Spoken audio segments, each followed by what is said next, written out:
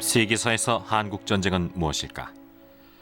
전 세계를 긴장시켰던 제2차 세계대전과 베트남 전쟁 사이에 일어난 소규모 전쟁에 불과했을까?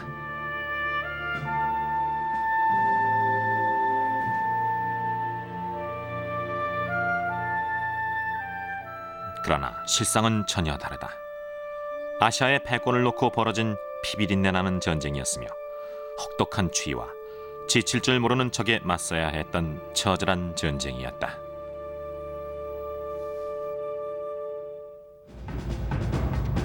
이 프로그램에서는 당시 참전 군인들의 눈으로 한국 전쟁을 바라보려고 한다.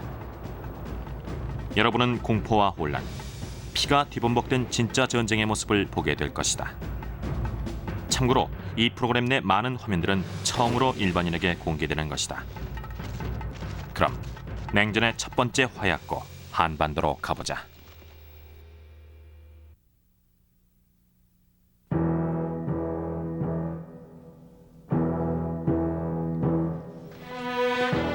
(1950년 4월) 한국 전쟁이 일어나기 2달 전인 이때 한반도에는 이미 전쟁의 먹구름이 들이오기 시작했다. 남한의 한 사진사가 촬영한 이 처형 장면은 전쟁으로 치닫고 있던 남한과 북한의 대치 상황을 보여준다. 처형당하는 사람들은 북한에서 내려온 간첩들이다.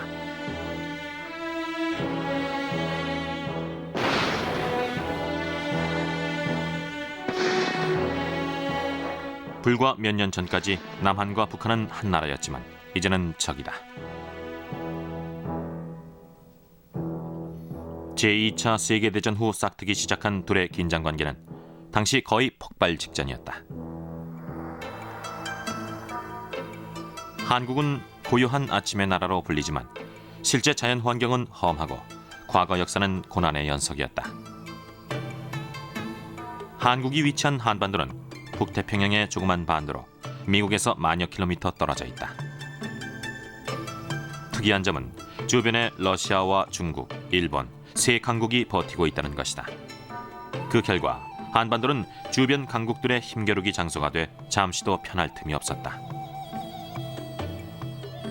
제2차 세계대전이 끝났을 때 한반도는 일본의 식민지 통치에서 막 벗어난 상태였다. 1945년 7월 포츠담 회담에서 미국과 소련은 한반도의 일본군을 공략하기 위해 각각 남쪽과 북쪽에서 진격해 들어가기로 했다. 그렇게 해서 미군과 소련군은 대략 한반도의 중간인 북위 38도선에서 만나게 됐다. 그리고 이 38선을 경계로 한반도를 분할 점령하기로 한다. 소련은 38선의 위쪽인 북한을, 미국은 아래쪽인 남한을 차지하게 된 것이다.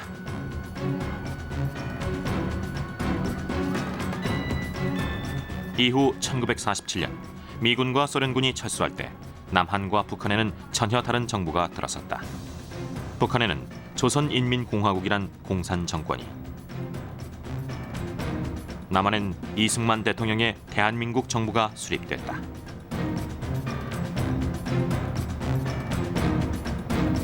남한과 북한은 서로 상대를 없애려고 했다. 대립은 격화됐고 38선 부근에서는 이미 수차례 교전이 벌어졌다. 이 작은 반도는 두 개의 정부가 양립하기엔 비좁았다.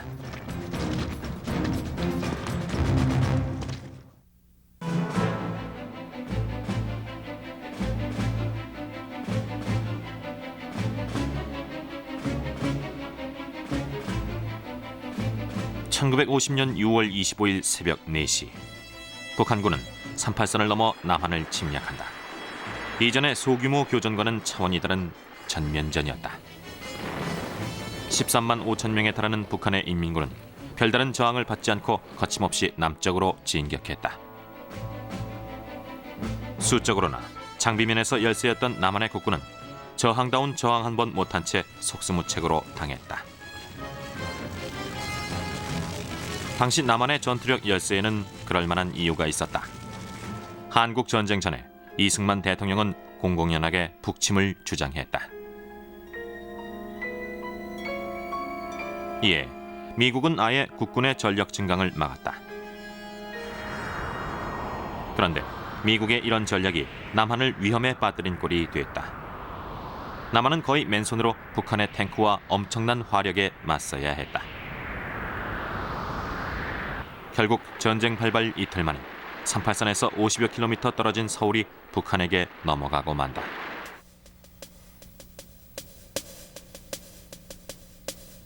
겁에 질린 서울 사람들은 피난을 떠나기 시작했다. 한강을 건너 남쪽으로 갈 수 있는 길은 이들 피난민으로 북새통을 이뤘다. 그러나 북한 인민군의 남하를 두려워한 국군이 한강 다리를 폭파시킨다.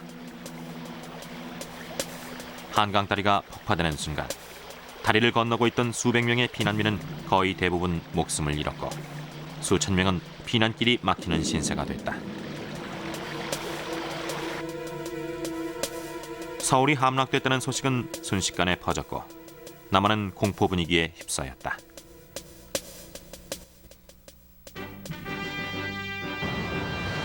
북한은 자신들이 남침할 경우 미국이 간섭하지 않을 것이라고 판단했다. 그런데 막상 전쟁이 벌어지자 미국은 예민하게 반응했다. 남한이 공산 정권에 넘어가면 다음은 일본 차례일지 모른다고 생각했다. 여론이 들끓자 당시 미국 대통령 트루먼은 우선 해 공군력을 이용해 북한군을 격퇴하라고 명령한다. 한국은 작은 나라이고 아주 먼 나라입니다. 그러나 그곳에서의 일은 온 미국민들에게 중요합니다. 이번 북한의 침략은 모든 자유국가의 안전을 위협할 수 있는 행위입니다. 또한 이런 행위는 인류가 자유롭고 평화롭게 살 수 있도록 노력하는 자유국가에 대한 도전입니다. 이 도전은 어디까지나 정면 도전으로 미국도 정면으로 대처할 겁니다. 미 공군은 출격한 첫날 북한 전투기 6대를 격추시키는 성과를 올린다. 한편 미 해군은 북한의 해안선에 폭격을 가했다. 그러나 정작 지상의 북한군을 저지할 수 있는 방법이 없었다. 해결책으로 핵폭탄을 투하하자는 얘기가 나왔다. 그러나 이미 핵폭탄을 보유한 소련과 충돌할 경우 걷잡을 수 없는 결과를 초래할 게 뻔했다. 결국 지상군을 투입하는 쪽으로 가닥이 잡혔다.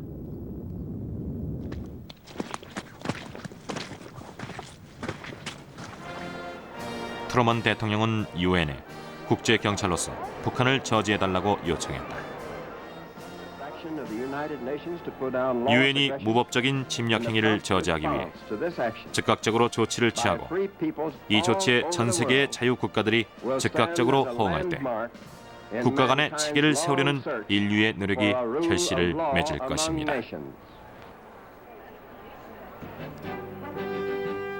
유엔군의 핵심은 미군이 맡았다. 그러나 1950년 미 군사력은 걱정스러울 만큼 약한 상태였다. 이에서는 1945년의 10분의 1 정도였고 특히 극동아시아에 배치된 미군은 극소수였다. 당시 남아있던 미 군사력은 유럽의 북대서양 조약기구에 거의 집중돼 있었다.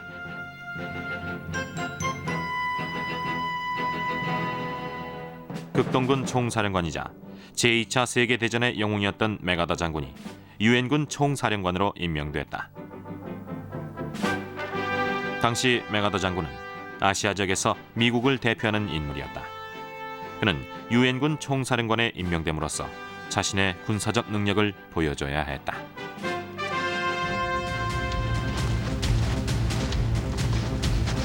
제일 먼저 급파된 스미스 중령의 특수임무부대는 급박한 전쟁 상황을 온몸으로 느낄 수 있었다. 7월 초 스미스 특수임무부대는 오산 부근에서 남쪽으로 진격하는 북한군을 발견했다. 즉시 산속에 숨었다가 북한군이 다가오자 가지고 있던 모든 화력을 동원해 저지 작전에 들어갔다.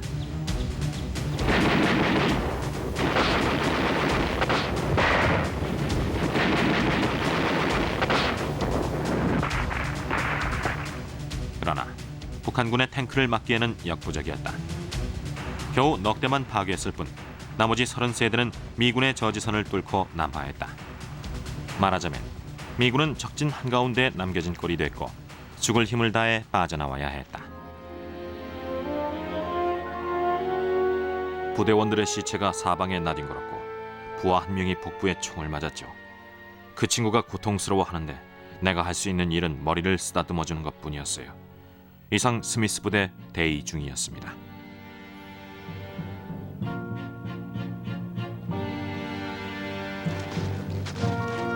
이 오산 전투를 통해 유엔군의 임무가 단순한 국제경찰이 아니라 전쟁에 적극적으로 개입해야 한다는 점이 명확해졌다. 뒤이어 몇 주 동안 미 제8군 소속의 지원부대가 도착했지만 손바닥으로 강물을 막는 격이었다. 북한은 부산 근처까지 진격해 내려왔고 유엔군은 조금만 더 밀리면 바다로 뛰어들어야 할 형편이었다. 당시 유엔군의 전략은 북한군을 상대로 지연작전을 펴는 것이었다.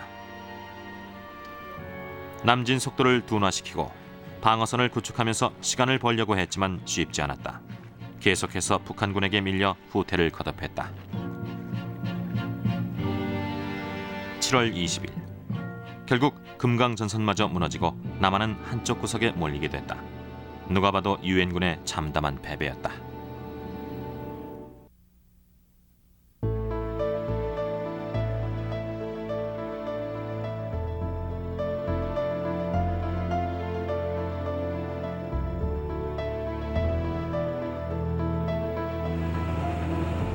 (1950년 8월) 유엔군은 궁지에 몰렸다. 한반도 최남단 부산에서 불과 100여 킬로미터 떨어진 지점까지 밀려난 것이다. 이제 부산을 지켜주는 마지막 울타리는 낙동강으로 이 방어선마저 무너지면 끝장이었다. 유엔군의 낙동강 방어선은 불안정했다. 미식 축구장 100개 정도의 전선을 방어하려면 3,600명의 사단 병력이 필요하다. 그런데 낙동강 전선은 150개의 미식 축구장을 몇 개 대대가 지키는 격이었다. 수적 열세보다 더 심각한 문제는 바닥에 떨어진 사기였다. 유엔군은 평화 유지 임무를 수행하다가 갑자기 치열한 전투 현장에 투입돼 상당수가 전장 공포 증세마저 보였다. 화가 난 미 제8군 사령관 워커 중장은 이런 사실을 맥아더 총사령관에게 직접 보고했다. 워커 중장은 제2차 세계대전 당시 패튼의 휘하에서 활약한 철두철미한 군인이었다. 그는 7월 29일 낙동강 전선을 사수하라는 명령을 내리고 여기서 더 후퇴하면 장례식을 치러주겠다고 말했다.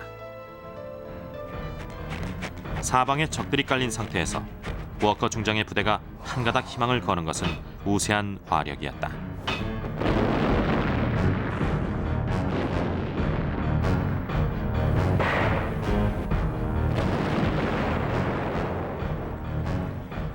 낙동강 방어선의 서남부에서 미 8군 25사단이 반격을 시도하는 동안 콜세어 전폭기가 북한군의 폭격을 가하며 적의 보급로를 파괴했다.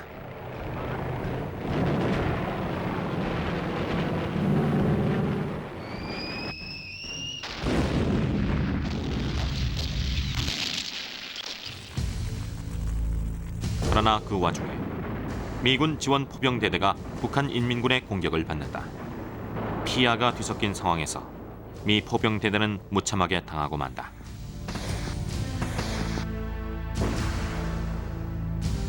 이 전투로 미 포병대대는 모든 장비를 잃었고 수백 명의 인명피해를 입었다.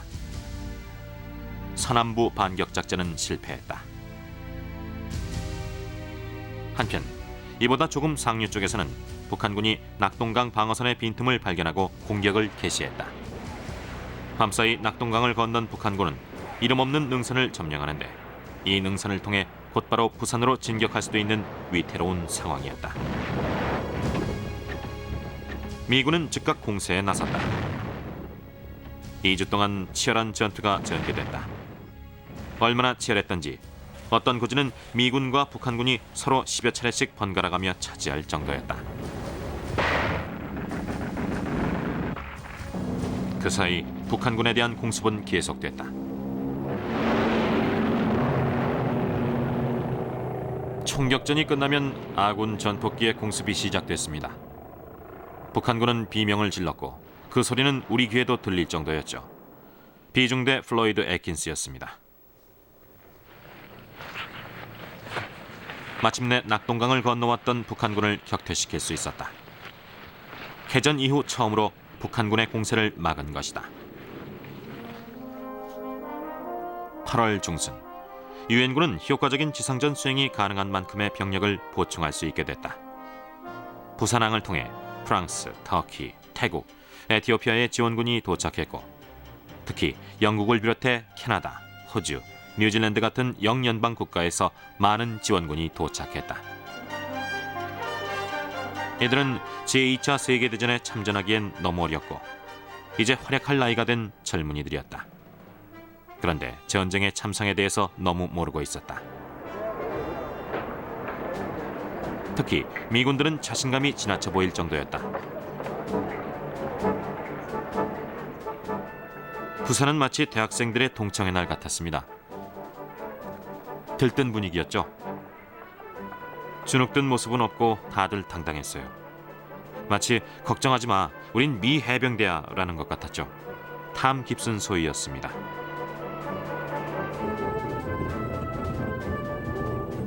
새로 도착한 미군들 중에는 흑인 신병들도 많았다. 이 흑인 신병들은 미군 역사상 처음으로 백인들과 한 부대에서 전투에 참가하게 됐다. 한국 전쟁 이전까지 미군은 흑인과 백인이 다른 부대에 소속돼 있었지만 급하게 병력을 배치하면서 흑백 혼합부대가 탄생하게 됐다.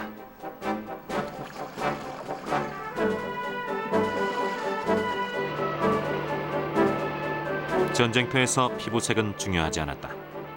이들은 전투 중에도 휴식 중에도 잘 뭉쳤다. 8월 공세에 실패한 북한군은 9월 1일 다시 낙동강 방어선 전역에 걸쳐 대공세를 시작한다. 그러나 북한군은 지칠 대로 지친 데다 보급로가 차단돼 공세를 오래 유지할 수 없었다. 패배의 그림자가 드리우기 시작한 것이다.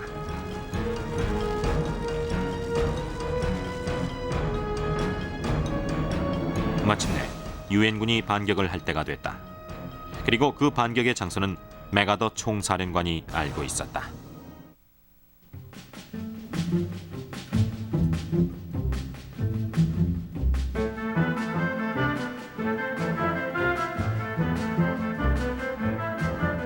지난 몇 주 동안 메가더 장군은 대반격의 지점으로 인천항을 점찍고 있었다.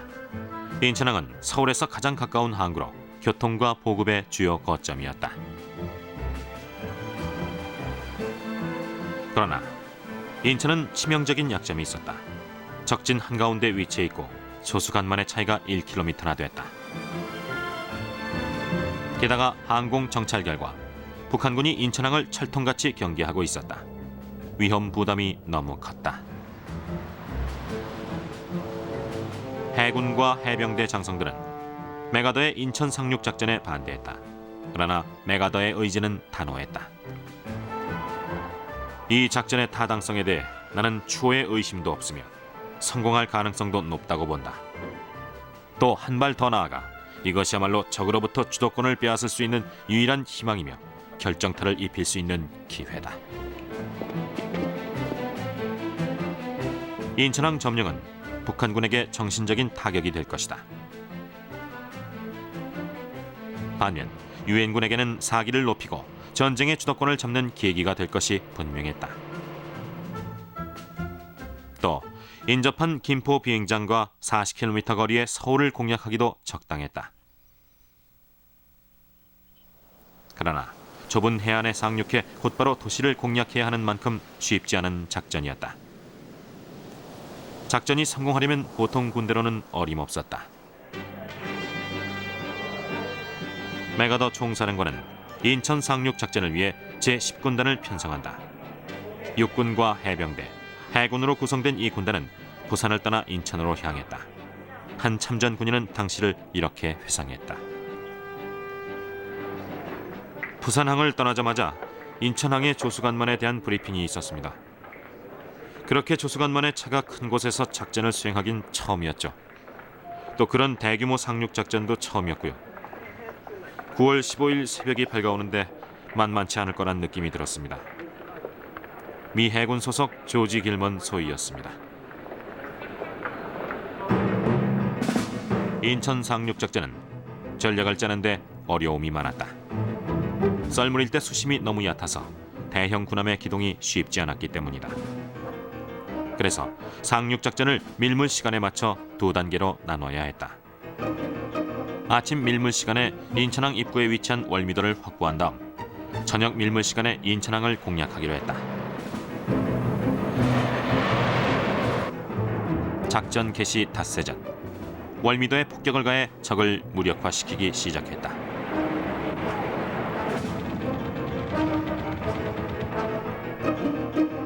그리고 이틀 전 상륙정이 합류했다.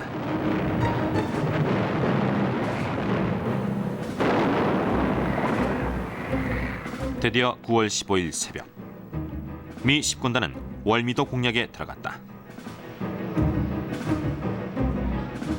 월미도의 북한군은 방심하고 있다가 사상자를 320명이나 내고 섬에서 후퇴했다. 미군은 전사자는 한 명도 없이 부상자만 20명이었다. 월미도 점령 후 다음 밀물까지 11시간 동안 10군단의 보병들은 휴식을 취했고 콜세어 전폭기들은 인천 시가지에 융단 폭격을 해댔다. 다음은 당시 월미도에서 공습을 지켜본 잭 시걸 기자의 라디오 방송 내용이다. 콜세어기가 날아가고 있습니다. 정말지 쏜살같이 날아다니네요. 폭발음 들리십니까? 2번 올리죠. 세상에, 어느새 저쪽 산까지 가서 한 방 먹이고 다시 이쪽으로 오고 있습니다. 어둠이 깔리자 본격적인 인천 상륙 작전이 시작됐다.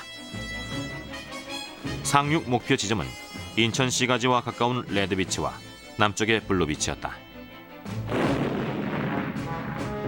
구축함과 로켓 포함해서 포탄을 퍼부어댔다. 상륙정들은 속속 해변으로 향했다.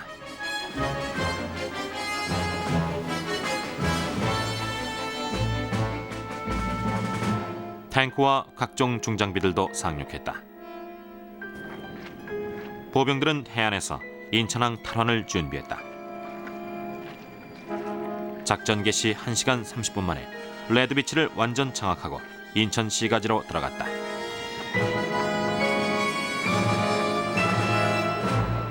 다음 날 아침 레드비치와 블루비치로 상륙한 보병들이 서로 만나면서 작전은 끝났다. 인천 상륙 작전은 유엔군 전사자가 단 20명에 불과할 만큼 신속 정확했다.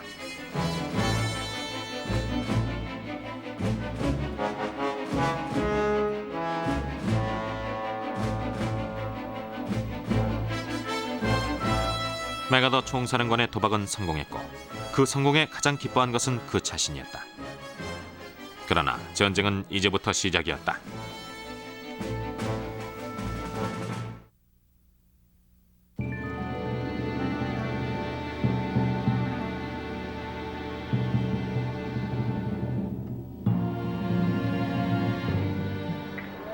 유엔군의 인천 상륙으로 남한에 있던 북한군은 큰 타격을 입게 됐다.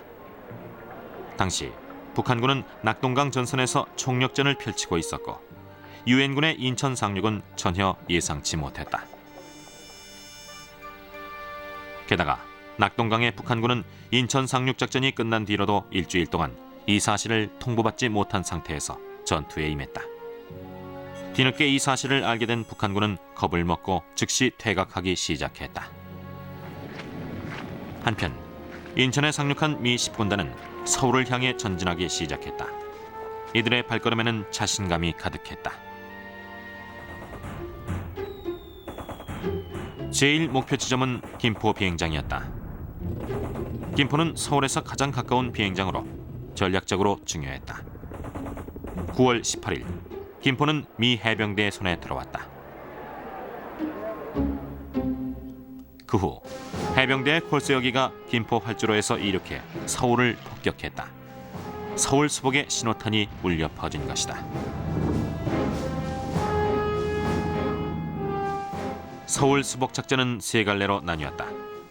우선 제5 해병사단은 김포를 통해 바로 한강을 건너 서울의 서쪽 시가지를 공략하기로 했다. 한편 제1 해병사단은 서울 남부의 교외 지역을 점령하고 서쪽 시가지에서 제5 해병사단을 만나기로 했다. 마지막으로 낙동강 방어선에 미 육군 제7사단이 올라오면서 동쪽에서 발생할지 모르는 북한군의 증원을 차단한다.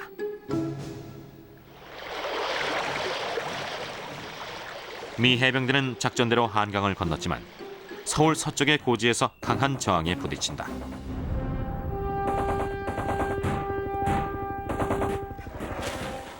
북한 인민군은 꿈쩍도 하지 않았고 치열한 접전으로 미 해병대는 큰 타격을 입었다. 포대와 전투기가 사흘 동안 지원 사격을 했다. 또 화염 방사기까지 동원됐다.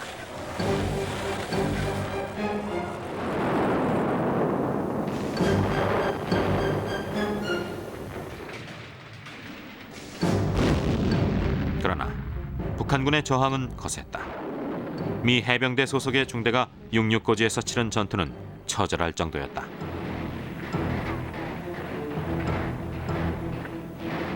이 해병 중대는 참호 속의 북한군을 상대해 총검을 들고 백병전까지 치러야 했다. 포연이 거쳤을 때 중대 병력 206명 가운데 33명만이 살아남아 승리의 기쁨을 맛봤다. 한편 서울 남동쪽에서는 미 육군 제7사단이 북한군을 쫓으며 올라오고 있었다. 9월 22일 북한의 전차 대대를 격퇴시켰고 서울에서 남동쪽으로 30여 킬로미터 떨어진 수원 비행장을 확보했다. 김포와 수원 비행장에서 이륙한 전투기들은 지상군의 서울 전진에 힘을 실어줬다.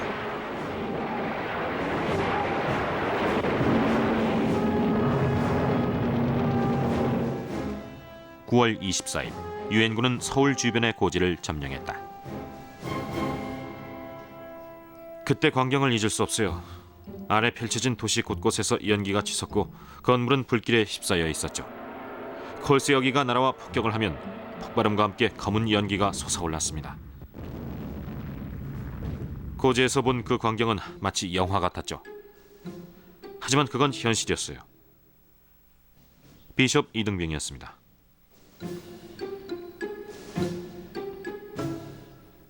다음 날인 9월 25일 북한군은 서울에서 퇴각하고 3개월 만에 서울은 수복됐다.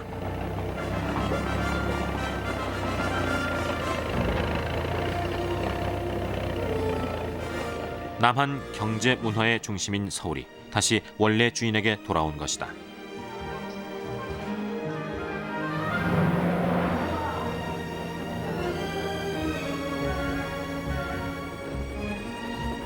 (9월 29일) 이승만 대통령과 메가더 총사령관이 참석한 서울 수복 기념식이 거행됐다. 이 기념식은 전 세계의 유엔군의 국제 경찰로서의 위상을 알리는 자리이기도 했다. 그러나 기념식 중간에도 멀리 저격병들의 총성이 들려 위험이 완전히 사라지지 않았음을 경고했다.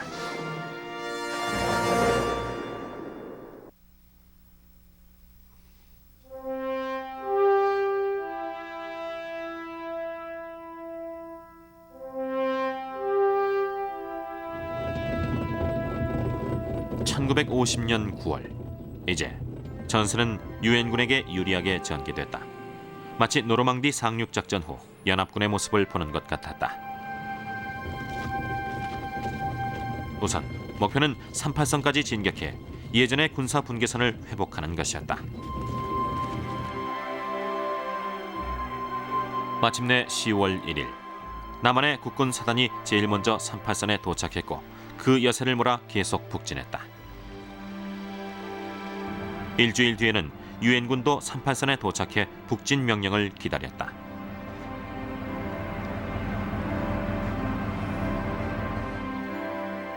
그런데 이때부터 미국 청계의 고민은 시작됐다. 유엔군을 북으로 진격시키는 것이 옳을까? 그렇게 되면 국제경찰의 임무 범위를 넘는 것이 아닐까? 결정은 쉽지 않았다. 한편 이때 미군 사령부는 중국이 북한을 돕기 위해 병력을 만주로 이동시킨다는 소문을 듣는다. 중국은 한반도에 대한 미국의 간섭을 못마땅해 했고 그 간섭이 만주 지역으로 이어질까 염려하고 있었다. 첩보에 따르면 45만 명의 중국 공산군이 압록강 너머에서 언제라도 공격할 태세를 갖추고 대기 중이었다. 그러나 완전한 승리를 바라는 군과 일반인들은 이런 위험 신호를 무시해버렸다. 미국민은 절반의 승리에 만족하지 않았다. 사실 한국전쟁은 미국과는 거의 무관한 전쟁이었다. 1950년대 미국은 평화로웠고 집집마다 자동차가 최소 한 대씩 있을 만큼 풍요로워서 따분할 정도였다. 그런데 이때 마침 한반도의 전승 소식은 미국민들에게 자극제가 됐다. 특히나 공산주의에 대해 반감을 갖고 있던 미국민들은 미군의 북진을 환호했다.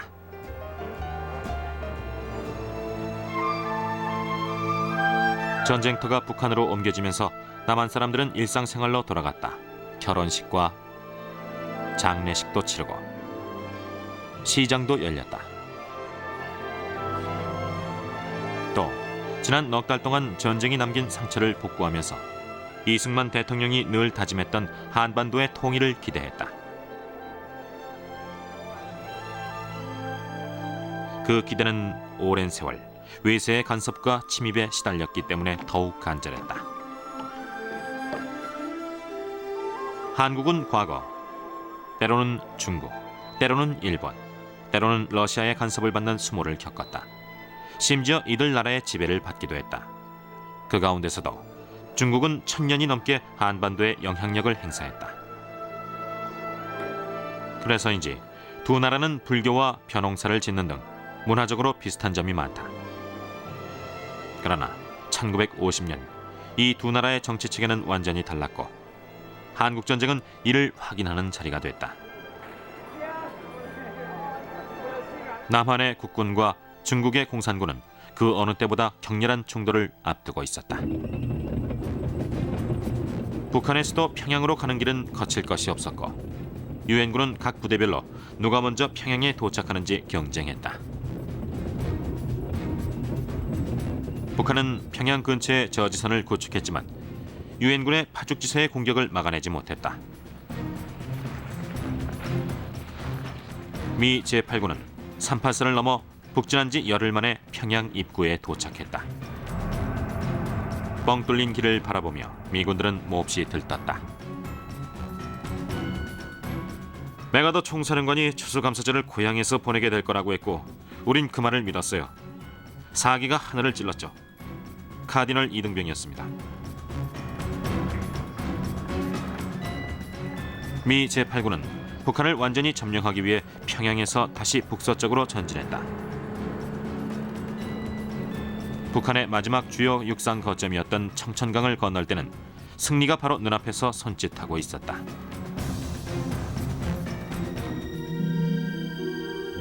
그러나 건너편에서 이들을 기다리는 것은 100여 구의 미군 시체였다. 궁지에 몰린 북한이 최후의 발악으로 미군 포로들을 죽인 것이다. 10월 24일 유엔 결의안에 따라 메가더 총사령관은 압록강까지 진격할 것을 명령한다. 완전한 승리가 곧 손에 잡힐 듯했다. 그러나 압록강에서 이들을 맞이한 것은 완전한 승리가 아니었다. 수십만 명의 중공군이었다.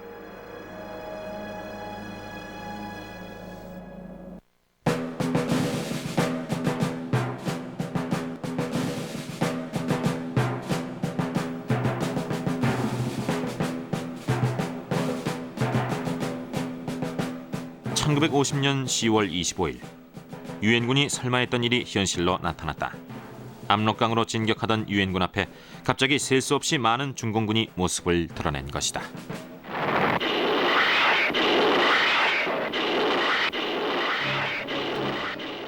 중공군은 유엔군의 항공 정찰을 피해 몰래 북한 산악 지역에 잠입 숨어 있었다. 이들의 기습 공격에 유엔군은 속수무책으로 당했다.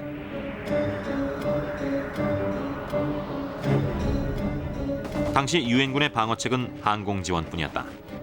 사방에서 몰려나오는 중공군에 맞서 필사적으로 싸웠지만 대부분 전사하고 만다. 이 소식이 알려지면서 몇 시간 전까지만 해도 하늘을 찔렀던 유엔군의 사기는 급속도로 땅에 떨어졌다. 생존자들은 중국말을 들었다 그러고 우린 어떻게 된 일인지 몰랐어요. 할로윈 때였는데 날은 춥고 우린 꽁꽁 얼어 있었죠. 앞이 캄캄했어요. 제19 보병대 하프였습니다.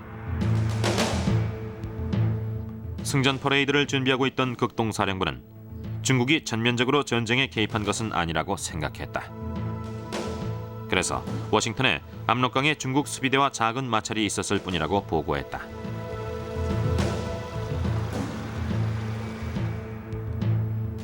그러나 워커 중장은 불안한 기분이 들었다.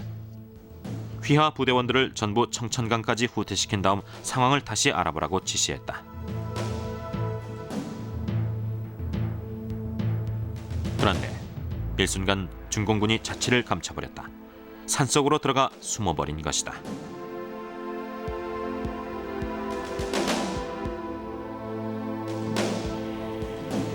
(11월) 내내 중공군의 규모를 파악하기 위해 유엔군의 정찰기가 떴다. 그 결과 파악된 중공군의 수는 5만에서 7만 명으로 충분히 대적할 수 있는 규모였다.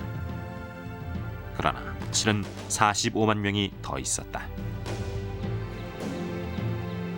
중공군은 위장술의 천재들이었다. 이들은 나뭇가지로 위장한 채 낮 동안 꼼짝 않고 숨어 있었다. 그러면 아무리 정찰기가 위에서 자세히 관찰해도 중공군의 모습을 찾아내기가 힘들었다. 그렇게 11월도 거의 지나가고 유엔군은 크리스마스엔 고향에 갈 수 있을 것이라고 기대했다. 중공군이 잠잠하자 11월 24일 메가더 총사령관은 재전진을 명령한다. 서부전선은 미8군이 맡았다. 이번엔 단 한 대대도 낙오되는 일이 없길 바라며 압록강으로 전진했다. 동부전선은 제10군단이 맡고 장진호 방향으로 전진했다.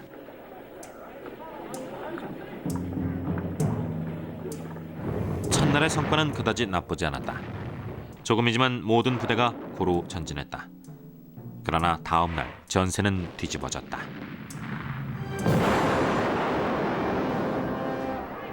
미 8군과 10군단 사이에는 허술한 빈틈이 있었는데 중공군이 이 지점을 집중 공격하고 나선 것이다.